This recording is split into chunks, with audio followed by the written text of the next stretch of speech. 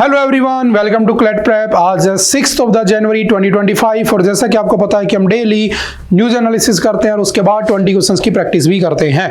तो चलिए उसी सीक्वेंस को कंटिन्यू करते हैं। आज का हमारा पहला क्वेश्चन है, recently which country has joined the United Nation Security Council as a temporary member. आपको पता है यूनाइटेड नेशन जो है, जो दुनिया भर का सबसे बड़ा ग्रुप है जो पीस मेंटेन करने के लिए बना था सेकेंड वर्ल्ड वॉर के बाद, जिसकी फॉर्मेशन हुई थी 24 अक्टूबर 1945 को। और इसका हेडक्वार्टर कहाँ पे है, तो याद रखना इसका हेडक्वार्टर आपका न्यूयॉर्क में बना हुआ है। ठीक है, इसके कुछ मेजर ऑर्गन्स हैं, उसमें से एक कौन है, यूनाइटेड नेशन सिक्योरिटी काउंसिल, जिसका पर्पज है सिक्योरिटी मेंटेन रखना। ठीक है, safety. United Nation Security council में टोटल मेंबर्स कितने होते हैं, तो याद रखना टोटल 15 मेंबर होते हैं और इसका टेन्योर होता है 2 साल का। ठीक है, ये कल परसों भी हमने डिस्कस किया था, टेन्योर होता है 2 साल का। ठीक है, और इस 15 मेंबर में से 5 परमानेंट होते हैं, 10 नॉन परमानेंट होते हैं। तो पाकिस्तान जो है उसने रिसेंटली इसको as a non permanent member join किया है। सिंपल याद रखना, जैसे इंडिया इसको 8 से 9 बार ज्वाइन कर चुका है पहले। ठीक है, परमानेंट मेंबर में कौन होते हैं, जिनके पास वीटो पावर होती है, ध्यान रखना। ठीक है, और किन किन के पास है वीटो पावर, यूके के पास, यूएसए के पास, रशिया के पास, चाइना के पास और फ्रांस के पास, इनके पास वीटो पावर है। ठीक है, these are the permanent members of the UNSC. Recently Pakistan joined UNSC as a temporary member, that's it. ठीक है, सिंपल सा याद रखना। नेक्स्ट है, Recently, the 18th edition of प्रवासी भारतीय दिवस celebrations will be held in which of the following।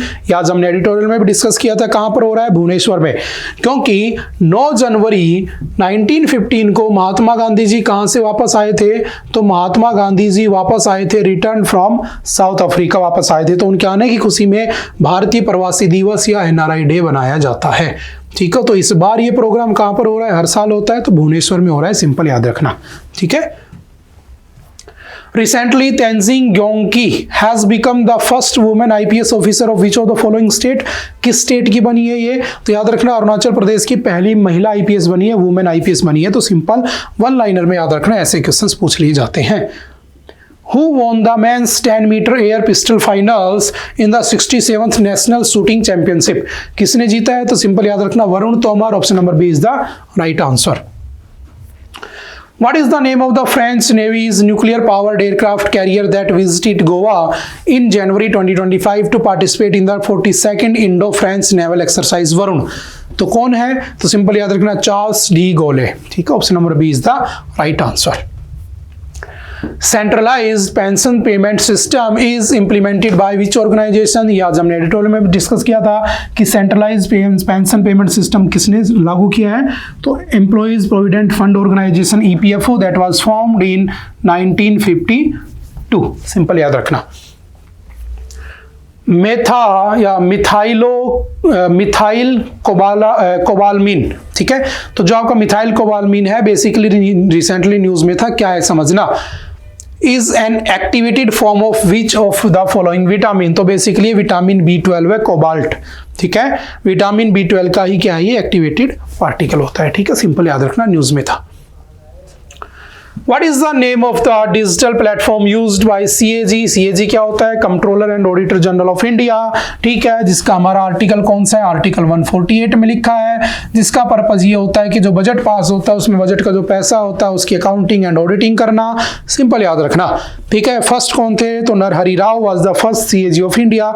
अभी कौन है, आप लोग मुझे कमेंट करके बताओगे, who is the current CAG of India. ठीक है, इन्होंने क्या स्टार्ट किया है, तो याद रखना डिजिटल क्या स्टार्ट किया इन्होंने, open data kit ODK start किया है। ठीक है, ताकि अच्छे से उसका एक्सेस किया जा सके, ट्रांसपेरेंसी बनाई जा सके अकाउंटिंग और ऑडिटिंग में बजट के पैसे के। विच स्टेट लॉन्च द लड़की बहन योजना। किसने लॉन्च किया है, तो महाराष्ट्र ने लॉन्च की थी लड़की बहन योजना। Option number A is the right answer.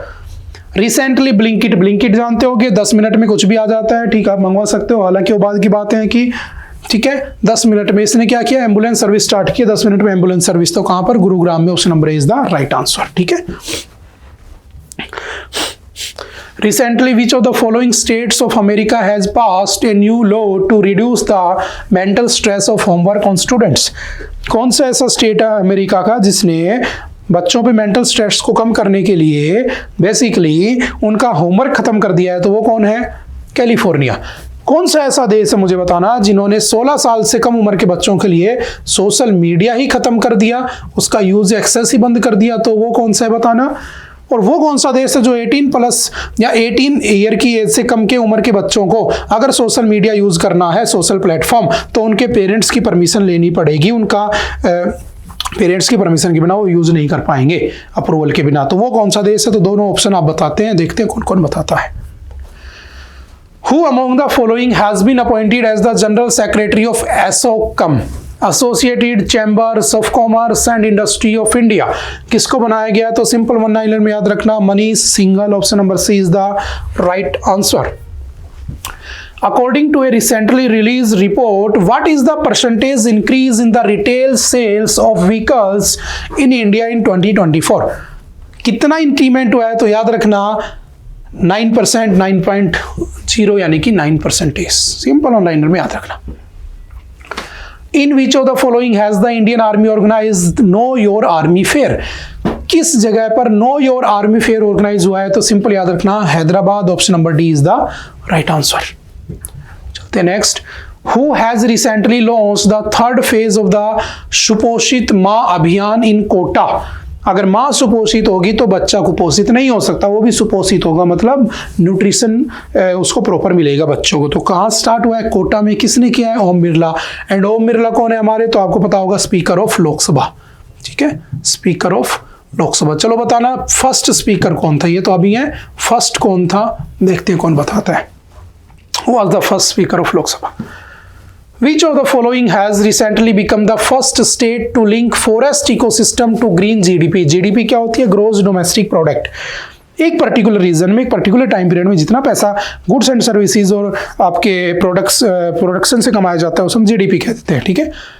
तो जीडीपी में किसने ग्रीन जीडीपी के नाम से फॉरेस्ट को जोड़ा है, इकोसिस्टम को, तो कौन हो गया, तो Chhattisgarh. Option number B is the right answer. Simple one liner में याद रखना, ठीक है। Where among the following has the 8th Kotik International Film Festival started? कहाँ पर स्टार्ट हुआ है, तो Nainital. Option number A is the right answer. Simple one liner में याद रखना। Where among the following has our Prime Minister Narendra Modi inaugurated the Rural India Festival 2025? तो कहाँ पर स्टार्ट हुआ है, तो सिंपल याद रखना, rural India festival New Delhi. Option number C is the right answer. Recently, the 31st National Children's Science Congress has started in which of the following? तो कहाँ पर स्टार्ट हुई है, तो किसकी बात कर रहा है, साइंस कॉन्फ्रेंस, तो Bhopal. Option number B is the right answer. Simple याद रखना। Who among the following has become the new head of ICMR, Indian Council of Medical Research, National Institute of Nutrition के हेड कौन बने नए, तो simple याद रखना, A Bharati Kulkarni is the right answer. उसके बाद चलते नेक्स्ट। आई थिंक आज के लिए इतना ही था। आप, आई होप कि आपको चीज़ें समझ में आई होंगी। फिर भी अगर कोई डाउट रहता है तो आप आकर एनी टाइम पूछ सकते हैं। Okay, bye bye, thank you, have a nice day. मिलते हैं दोबारा से।